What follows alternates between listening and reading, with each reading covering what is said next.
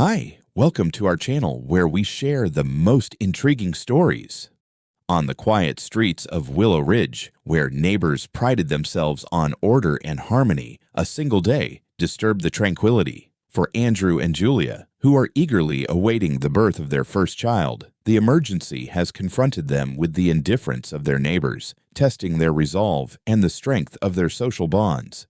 Andrew adjusted his glasses and looked up from his laptop, the glow of the screen reflecting his concentrated expression. The evening outside was calm, a soft orange glow of the sunset, casting warm hues over the suburban neighborhood of Willow Ridge. Life here was generally quiet, with its tree-lined streets and modest homes nestled close enough to foster a sense of community. Andrew and Julia had moved into their cozy two-story house 5 years ago, thrilled by the prospect of raising a family in such an idyllic setting. Now that dream was closer than ever to coming true. Julia, glowing with the expectancy of their first child, had been carefully navigating the later months of her pregnancy. Andrew, ever the doting husband, had taken on most of the household responsibilities to ensure she could rest. Tonight was no exception. The soft aroma of roasted vegetables wafted through the kitchen as Andrew stirred a pot of soup. He glanced at his watch, time to check on Julia. Ascending the stairs, he found her in their bedroom, sitting cross-legged on the bed, with her hands resting protectively on her belly. She was smiling at a baby name book, but looked up at him with a flicker of discomfort in her eyes. "Feeling okay?" Andrew asked, concern edging into his voice. Julia hesitated before responding. "Just a little ache. Probably Braxton Hicks again. Nothing to worry about." Andrew nodded, though he made a mental note to keep an eye on her. Julia had been experiencing occasional false contractions over the past week, but the doctor had reassured them it was normal. Still, Andrew wasn't one to take chances. He spent the next hour quietly tidying up the house, making sure everything was in its place in case the baby decided to arrive earlier than expected. It was close to 8 p.m. when things took an unexpected turn. Julia called for him from upstairs, her voice strained. Andrew rushed to her side to find her clutching her stomach, her face pale. The discomfort had escalated into sharp, radiating pain. "Andrew, it's worse this time." "I think something's wrong," she said through shallow breaths. Panic bubbled beneath Andrew's calm exterior, but he forced himself to stay composed. "Okay, we're not taking any chances," he said firmly, pulling his phone out of his pocket and dialing 911. The dispatcher answered quickly, her voice calm and professional as she assured him that an ambulance was on its way. Andrew relayed Julia's symptoms, emphasizing that she was in her third trimester and that the pain was sudden and severe. "Help is on the way, sir. Stay with her, keep her comfortable, and let her know we're coming," the dispatcher said. Andrew thanked her and hung up, his heart pounding. Descending the stairs to prepare for the paramedics' arrival, Andrew glanced at the neatly organized driveway. He'd made sure it was clear earlier that evening, just in case of an emergency, but as he opened the front door, he froze. A large moving truck was parked squarely in the center of his driveway, blocking any immediate access to the house. Andrew's jaw tightened. He recognized the truck. It belonged to his neighbor, Paul, who had mentioned earlier that he was having some furniture delivered. Andrew hadn't thought much of it at the time, assuming it wouldn't interfere with anything. Now, under the growing urgency of the situation, the sight of the truck felt like an insurmountable obstacle. From the porch, Andrew could see Paul and a few movers leisurely unloading a couch. They chatted casually, seemingly unaware of the emergency unfolding mere yards away. Andrew's pulse quickened. He took a deep breath, trying to steady himself. He couldn't afford to waste time, and there was no room for misunderstandings. His wife and unborn child needed him, and he was determined to do whatever it took to ensure the ambulance could get through. He stepped off the porch, heading toward the truck, his mind racing with what to say. The stakes had just been raised, and Andrew knew the night was about to take a drastic turn. Andrew hurried toward the moving truck, his steps purposeful yet heavy with urgency. He approached Paul, who was directing two movers as they shuffled a large, awkwardly wrapped dining table down the ramp. Paul turned, a casual smile on his face, clearly unaware of the situation.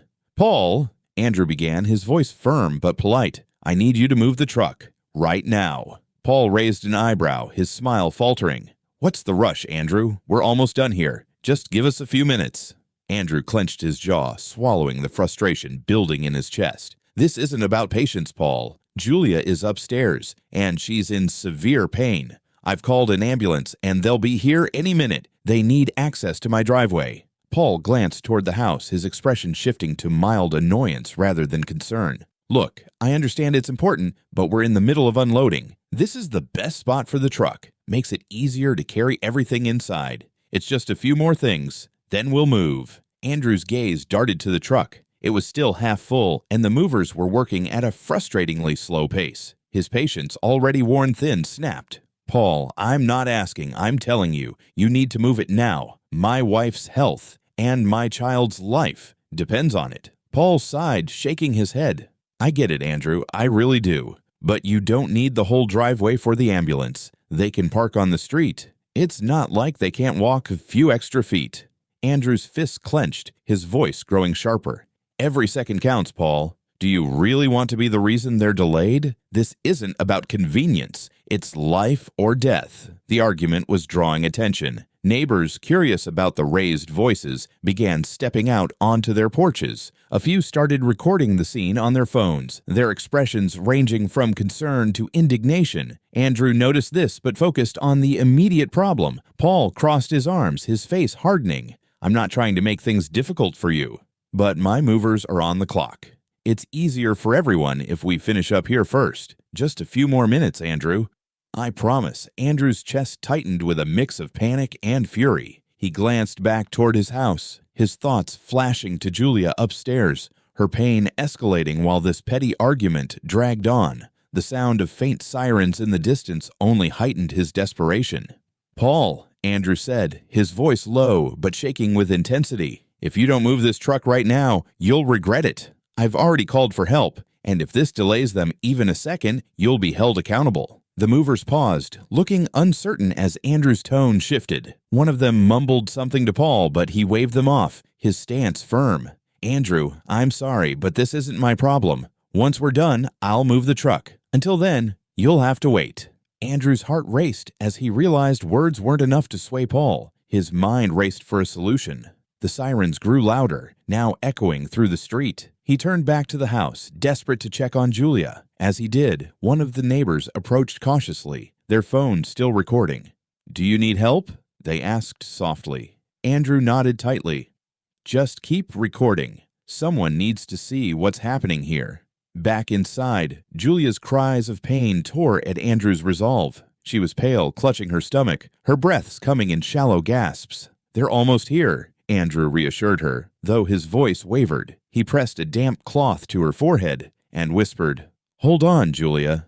Just hold on." His pulse pounded as he rushed back outside, the tension unbearable. The truck remained stubbornly in place, Paul chatting casually with the movers. The ambulance's flashing lights appeared at the end of the street, a beacon of both hope and frustration. Andrew's decision crystallized in that moment. If Paul wouldn't move the truck, Andrew would take matters into his own hands. He wasn't going to let anyone, neighbor or not, stand between his wife and the help she so desperately needed. Andrew stepped back outside, his chest heaving with determination as the wailing sirens grew louder. He could see the ambulance now, its flashing red and white lights cutting through the evening gloom. But the truck still sat in the driveway like an immovable barricade, its bulk a glaring symbol of Paul's obstinacy. The tension snapped within Andrew. He stormed toward the truck, ignoring Paul's ongoing chatter with the movers. His voice was a sharp bark as he called out, "You've left me no choice." Paul turned, his face twisting into a mix of confusion and annoyance. "Andrew, what are you doing? Calm down. The ambulance can park on the street." But Andrew was past listening. He reached the cab of the truck and yanked on the door handle. It wasn't locked. He climbed into the driver's seat, his hands trembling as they gripped the steering wheel. Searching frantically, he realized the keys weren't in the ignition. "Get out of my truck!" Paul shouted, marching toward him with the movers trailing behind. Andrew ignored him, his mind racing for an alternative. He spotted the parking brake and made a split-second decision. If the truck wouldn't move on its own, he'd make it move another way. With a firm pull, he released the brake, and the truck gave a groan as it began to roll down the sloped driveway. "Hey, stop!" Paul yelled, panic overtaking his voice as the truck gained momentum. The movers froze, their faces pale with shock. The truck rolled down onto the street, angling toward the curb as gravity did its work. Andrew jumped out of the cab, landing awkwardly but steadying himself. Behind him, the ambulance turned the corner, its driver skillfully navigating around the now stalled truck. The paramedics wasted no time pulling into the cleared driveway and leaping out with their gear. Andrew's relief was short-lived. Paul, red-faced with rage, lunged at him. "You've lost your mind!" he bellowed, shoving Andrew hard. The impact nearly knocked Andrew off his feet. "Do you even understand what's happening?" Andrew shot back, his voice raw with emotion. "My wife is upstairs in pain, and you were blocking her lifeline." Paul wasn't listening. "You had no right to touch my truck. Do you know how much damage you could have caused?" He snarled, his fists clenched. Before Andrew could respond, Paul swung, landing a blow to Andrew's shoulder. The force staggered him, but before Paul could attack again, two neighbors rushed in to intervene. One, a burly man named Tom, stepped between them, his hands raised. "That's enough, Paul," he barked. The second neighbor, a woman named Linda, had her phone out, still recording. "You're making it worse for yourself," she said sharply. "The whole neighborhood is watching." Paul hesitated, his anger flickering into something resembling fear as he noticed the growing crowd of neighbors gathering on their porches. Some were filming, others murmuring in disbelief at what they'd just witnessed. Andrew straightened, rubbing his shoulder, but keeping his focus on the paramedics now rushing into the house. His only concern was Julia. Ignoring Paul's protests, he moved toward the porch to direct the paramedics. Inside, the scene was tense but focused. Julia was pale and sweating, clutching her belly as she tried to steady her breathing. The paramedics worked quickly, assessing her condition and preparing her for transport. One of them turned to Andrew. "She's stable enough to move, but we need to get her to the hospital immediately to prevent complications," they said firmly. Andrew nodded, his voice thick with emotion. "I'll follow you there. Just please, help her." As the paramedics carried Julia out on a stretcher, Paul's voice rose again outside. "This isn't over, Andrew. You'll pay for what you did." Andrew didn't even look his way. His focus was entirely on Julia, now safely loaded into the ambulance. As the vehicle sped off, sirens blaring, Andrew felt a surge of relief tempered by the knowledge that this fight was far from finished. He turned back toward Paul, who was now being confronted by several furious neighbors. "You'd better be ready for what's coming next," Andrew said quietly to himself, his resolve hardening. The battle had only just begun. Andrew sat beside Julia in the hospital room, his hand gently resting on hers as she drifted into a much-needed sleep. The doctors had reassured him that she and the baby were stable, though the night had been dangerously close to taking a darker turn. Relief mixed with a simmering anger as Andrew replayed the events in his mind. Paul's stubbornness, the delay, and the unnecessary confrontation. His phone buzzed, pulling him from his thoughts. It was a message from Tom, one of the neighbors who had stepped in earlier. "Just so you know, everyone's on your side. We've got videos of everything. Let me know if you need anything." Andrew stared at the message, his mind turning to the aftermath. Paul had made it clear he wouldn't let the incident go. Sure enough, a few days later, a formal letter arrived at Andrew's home. Paul had filed a claim, accusing Andrew of damaging his truck and endangering his property. Andrew wasn't surprised. If anything, it steeled his resolve. Gathering his own evidence, witness statements, video footage, and even the paramedics' testimony, Andrew filed a countersuit. His claim was clear: Paul's illegal parking, refusal to move the truck during an emergency, and physical assault had endangered Julia and their unborn child. The case quickly drew the attention of the community. Neighbors who had witnessed the incident came forward, offering their support. Videos surfaced online painting a vivid picture of Paul's callousness and Andrew's desperate attempts to ensure his wife's safety. By the time the court date arrived, Paul's reputation had already begun to crumble. In court, Andrew's lawyer presented the evidence with precision. The footage showed Paul ignoring Andrew's pleas, the truck blocking the driveway, and the physical altercation. The paramedics testified that the delay could have led to serious complications for Julia and the baby. Paul, on the other hand, tried to paint himself as the victim, emphasizing the damage to his truck and accusing Andrew of overreacting. But his arguments fell flat under the weight of the evidence. The judge ruled decisively in Andrew's favor, ordering Paul to pay significant damages for the harm caused and the stress inflicted. The verdict sent ripples through the neighborhood. Paul's behavior, already under scrutiny, became a topic of condemnation. Within weeks, he put his house on the market, unable to face the growing criticism from the community. Andrew, meanwhile, felt a sense of justice. The resolution couldn't erase the fear and frustration of that night, but it brought closure. He returned home to Julia, who was recovering well, and they looked forward to the arrival of their daughter with renewed hope. The ordeal had strengthened Andrew's resolve to protect his family at all costs. And as he glanced at Julia, her hand resting on her growing belly, he knew every step he had taken had been worth it. The weeks following the court's decision marked a significant shift for Andrew and the entire Willow Ridge neighborhood. Paul's defeat in court had not only vindicated Andrew, but also sparked conversations among the residents about the importance of accountability and mutual respect within their community. Paul's abrupt departure left an unmistakable void. His house, once a hub of activity during his frequent gatherings and delivery schedules, now stood silent with a "for sale" sign staked in the front yard. The neighbors, who had long tolerated his overbearing attitude, seemed relieved. Without his disruptive presence, the neighborhood began to feel more cohesive, a sentiment echoed in friendly conversations and small acts of kindness that had been missing before. Andrew became something of a local hero. Neighbors who had remained on the sidelines during the initial conflict now approached him with words of gratitude and support. "You stood up for all of us," one elderly neighbor told him, gripping his hand tightly. "You reminded us what it means to be a community." More than just gratitude, the ordeal brought lasting change. At the next homeowner association meeting, Andrew presented a proposal to revise the neighborhood's policies. These included stricter rules about illegal parking, clearer protocols for handling emergencies, and a commitment to fostering better communication among residents. To his surprise, the proposals were met with overwhelming support. "Let's make sure this kind of situation never happens again," Andrew said during the meeting, his voice steady but firm. The applause that followed confirmed that the neighborhood was ready to embrace change.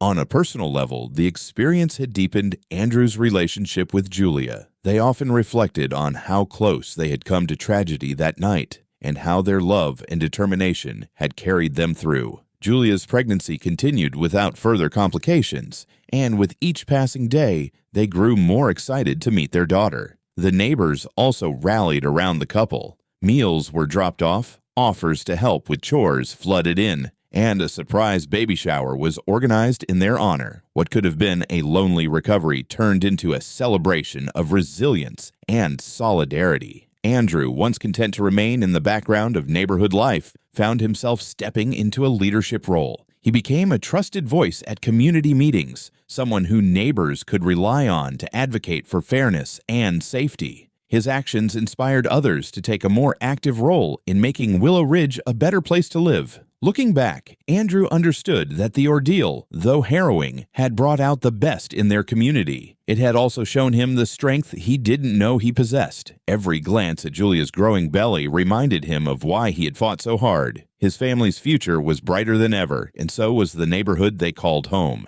The evening air was crisp and still as Andrew sat on the porch, cradling a steaming mug of coffee. From his vantage point, he could see the neighborhood bathed in the soft glow of porch lights, a serene contrast to the chaos of just a few weeks prior. Life in Willow Ridge had settled into a new rhythm, one that felt more unified and harmonious. Julia joined him, her hand resting on her now noticeably smaller belly. In her arms was their newborn daughter, Lily, swaddled in a soft pink blanket. Andrew smiled as he watched Lily's tiny chest rise and fall with each gentle breath. The storm that had nearly overshadowed her arrival was now just a memory, albeit one that had left a lasting mark. The conflict with Paul had been a catalyst for change, not just in their own lives, but throughout the neighborhood. His departure, marked by the moving truck rolling away in the early morning hours, felt like the closing of a chapter. The new family that moved into Paul's house brought a fresh energy, eagerly integrating into the community and embodying the neighborly spirit that Willow Ridge had rediscovered. Andrew's proposal for improved neighborhood protocols was not only adopted, but became the foundation for a safer, more connected community. The new rules addressed gaps that had allowed for such blatant disregard in the past, ensuring emergency situations would never again be hindered by selfishness or negligence.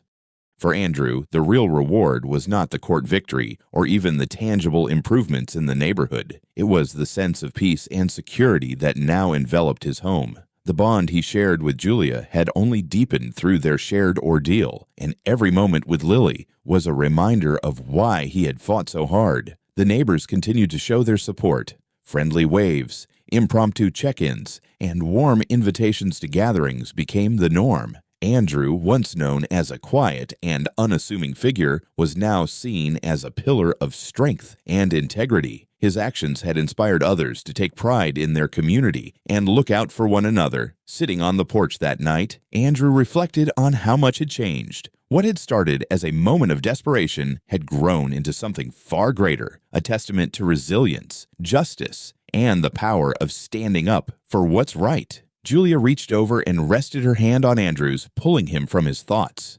"You know," she said softly, her voice filled with gratitude, "we're so lucky to have this life, this home, this community." Andrew smiled, glancing at Lily, who stirred slightly in her sleep.